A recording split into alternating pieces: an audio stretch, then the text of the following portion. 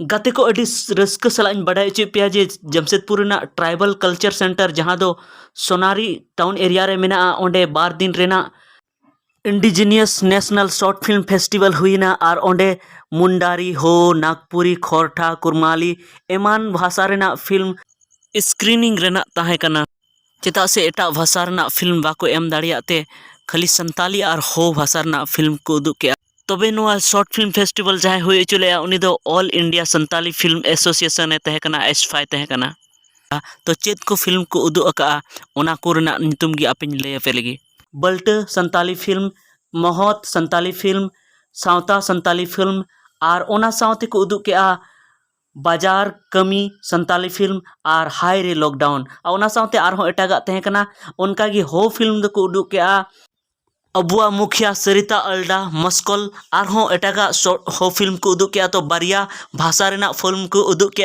एटा भाषा वाला दो बाको उगुले ओंडे फिल्म नाते बाको उदुग दाड़ायदा तो ओंडे जहाँ तिना कि नोआ संताली फिल्म इंडस्ट्री रेन जहाँ को बंगा तलाव कान उनको को बाहा माला उनको फोटो रे आराव कते उनको सम्मान को एमा को उनको को दिसे के को तो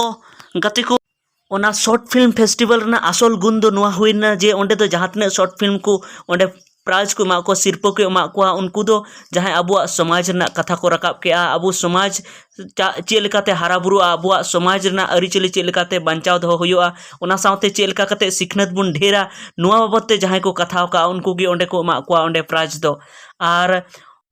ओना साथे को ओंडे को गोटा के गलमराव के को चेलका कते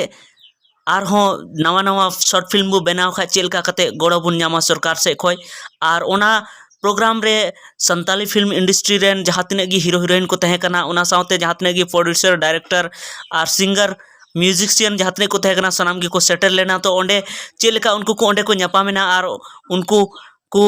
फोटोशूट हुईना ओना को गी देलाबुन मिखड़ी बुन नेल लगे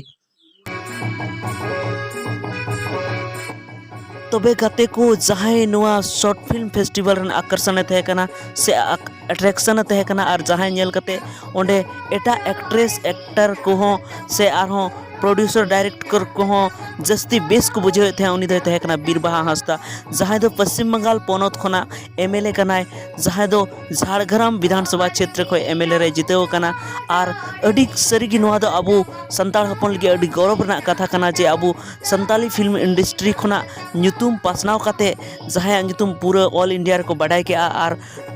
पश्चिम बंगाल रे ममता बनर्जी आयुर रे चला कान तृणमूल कांग्रेस पार्टी खोय झाड़ग्राम विधानसभा सीट खोय ओंडे एमएलए रे जितकरना और जितकर काते उनी मिटन पश्चिम बंगाल सरकार रेन मंत्री को बनाव का दिया तबे गाते को नोआ इंडिजिनियस शॉर्ट फिल्म फेस्टिवल हुई चुई रे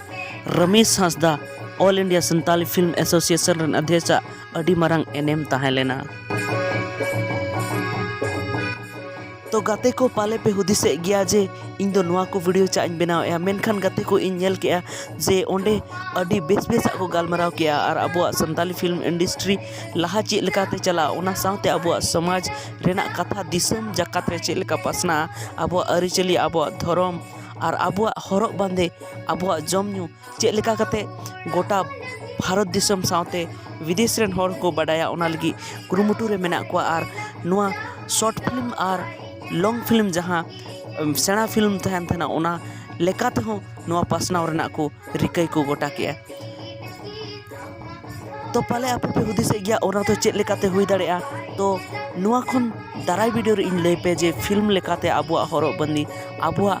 एने सेरें अबुआ अरिचली अबुआ धर्म चेक लेकाते पासना तबे दाराई वीडियो तंगी रे तहन तबन पे मा तेहना वीडियो रे तो इने गी मा जतो को गे सगुन जोहार और मुचद जोहार।